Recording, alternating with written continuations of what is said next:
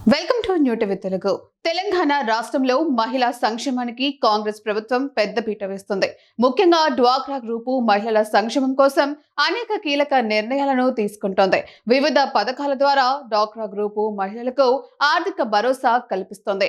తెలంగాణలో మహిళా సంక్షేమానికి అధిక ప్రాధాన్యతనిస్తున్న కాంగ్రెస్ ప్రభుత్వం తాజాగా మరో కొత్త నిర్ణయాన్ని తీసుకొస్తోంది. స్వయం సహాయక సంఘాలు మరియు వాటి ఫెడరేషన్ల కోసం శాశ్వత భవనాల నిర్మాణానికి కాంగ్రెస్ ప్రభుత్వం శ్రీకారం చుట్టింది. 5 సంవత్సరాల్లో 1 కోటి మంది మహిళలను కోటీశ్వరులు చేయడమే లక్ష్యంగా రేవంత్ సర్కార్ పనిచేస్తున్న విషయం తెలిసిందే. ఈ క్రమంలో మహిళా సంఘాలపైన ప్రత్యేక దృష్టి సారించిన రేవంత్ ప్రభుత్వం వారి ఆర్థిక అభివృద్ధికి దోహదం చేస్తుంది. ఎస్హెచ్జీలు ఫెడరేషన్లకు శాశ్వత కార్యకలాపాల భవనాల నిర్మాణానికి సంబంధించి ప్రభుత్వం కొత్త మార్గదర్శకాలను విడుదల చేసింది.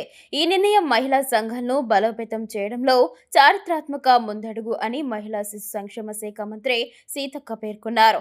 ఇప్పటికే మహిళా సంఘాల సభ్యులు తమకు శాశ్వత భవనాలు కావాలని ఎంతో కాలంగా ప్రభుత్వాన్ని కోరుతున్నారు. వారి విజ్ఞప్తిపైన సానుకూలంగా స్పందించిన ప్రభుత్వం తాజాగా గ్రామాల్లో ఉన్న ప్రభుత్వ భూముల్లో మహిళా సంఘాలు గ్రామ సంస్థల కోసం ఈ భవనాలు నిర్మించనుంది. మంత్రి సీతక్క ఆదేశాలతో పంచాయతీరాజ్ గ్రామీణ అభివృద్ధి శాఖ దీనికోసం ఉత్తర్వులను జారీ చేసింది.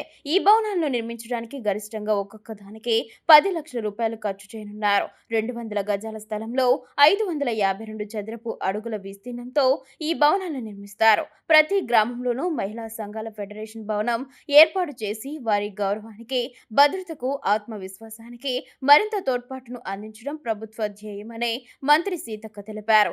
ఏదేమైనా సంక్రాంతి పండుగకు ముందు సీతక్క మహిళా సంఘాల మహిళలకు శుభవార్త చెప్పారు.